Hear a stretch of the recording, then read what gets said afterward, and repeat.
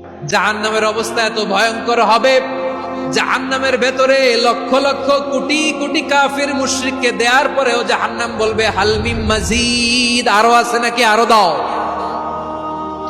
কোটি কোটি কাফেরের দল, মুশরিকের দল, সীমা লঙ্ঘনকারী দল, তাদেরকে যখন জাহান্নামে ফেলা হবে, বড় বড় পাথর খণ্ড জাহান্নামে ফেলা হবে, তারপরও জাহান্নাম বলবে হালমিম মাজিদ, আরো আছে নাকি, দাও, আরো দাও, আরো দাও।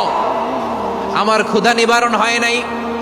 জাহান্নামে তো উত্তপ্ত হবে, জ্বলন্ত হবে, ভয়ঙ্কর হবে। জাহান্নামের এক অংশ আরেক অংশকে খেয়ে ফেলবে। আল্লাহু আকবার। ফেরেশতারাও টালমাটাল হয়ে যাবে। জাহান্নামের রক্ষী ফেরেশতারা কি করবে তারা নিজেরাও বুঝতে পারবে না। কোটি কোটি মুশরিক কাফেরদেরকে জাহান্নামে নিক্ষেপ করার পরেও জাহান্নাম ঠান্ডা হবে না, শান্ত হবে না, বলবে হালমিম মাজিদ, আরো আছে নাকি, আরো দাও। তখন আল্লাহ তাআলার কুদরতি পা জাহান্নামের ভেতরে ঢুকিয়ে দিবেন।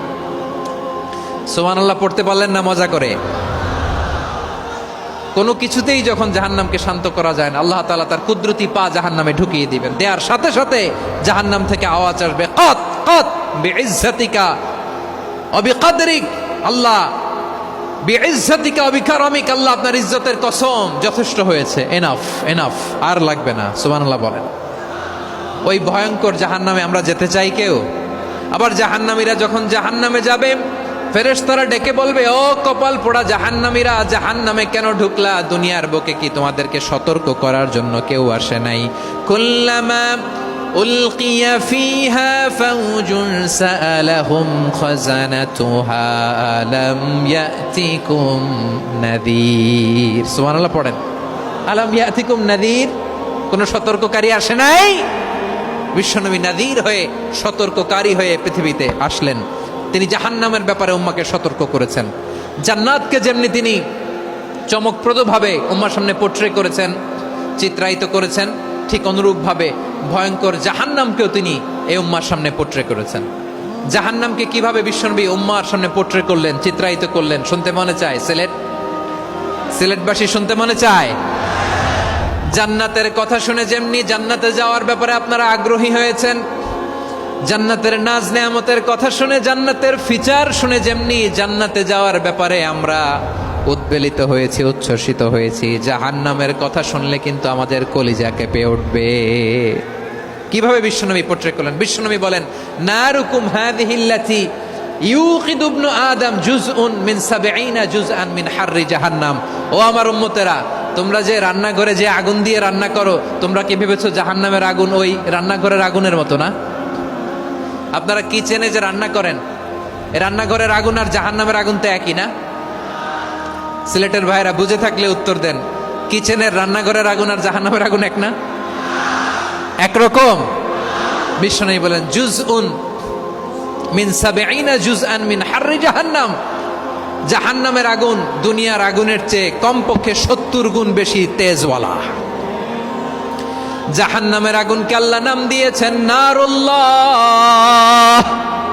এটা আল্লাহর আগুন, নারুল্লাহিল মুকাদা আল্লাতী তাত্তালিউ আলাল আফইদা, যেটা কলিজার মধ্যে যে ধরে যায়। দুনিয়ার আগুন হাতে লাগলে হাত জ্বলে, পায়ে লাগলে পা জ্বলে। জাহান্নামের আগুন দেহের যেই জায়গায় লাগুক না কেন, সাথে সাথে কলিজাটা জ্বলে ছাই হয়ে যাবে। নারুল্লাহিল মুকাদা আল্লাতী তাত্তালিউ আলাল আফইদা। জাহান্নামের আগুন গায়ে লাগলে আপনার কলিজা পুড়ে ছাই হয়ে যাবে। ওই জাহান্নামে আমরা যেতে চাই? আমরা তো সবাই মিলে নাশিদ গাইলাম, জান্নাতে আমরা একা যাব না, সবাই মিলে যাব।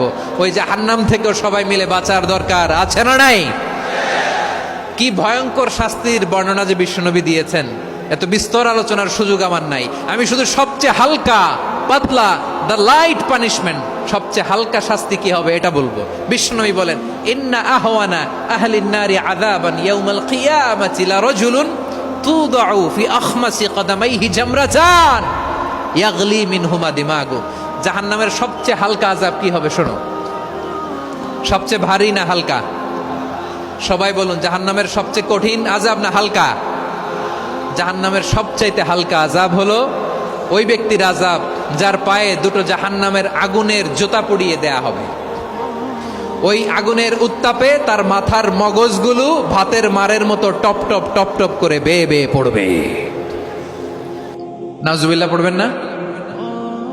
আচ্ছা প্রিয় সিলেট, আওয়াজ করে বলেন, এইটা যদি সবচেয়ে লাইট পানিশমেন্ট হয়, সবচেয়ে হালকা পাতলা সহনীয় আযাব যদি হয়, তাহলে ভয়ঙ্কর তোমার আযাবের কি অবস্থা হবে? আমরা কি ওই জাহান্নামে যেতে চাই?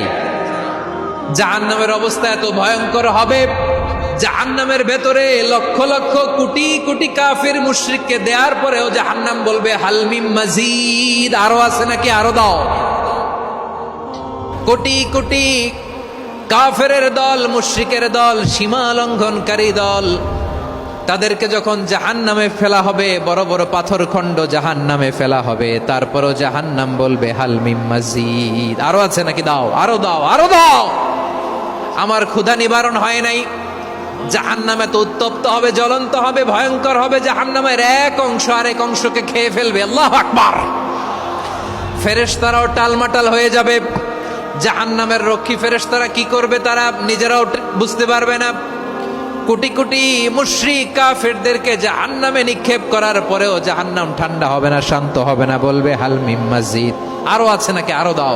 তখন আল্লাহ তাআলার কুদরতি পা জাহান্নামের ভেতরে ঢুকিয়ে দিবেন। সুবহানাল্লাহ পড়তে পারলেন না মজা করে?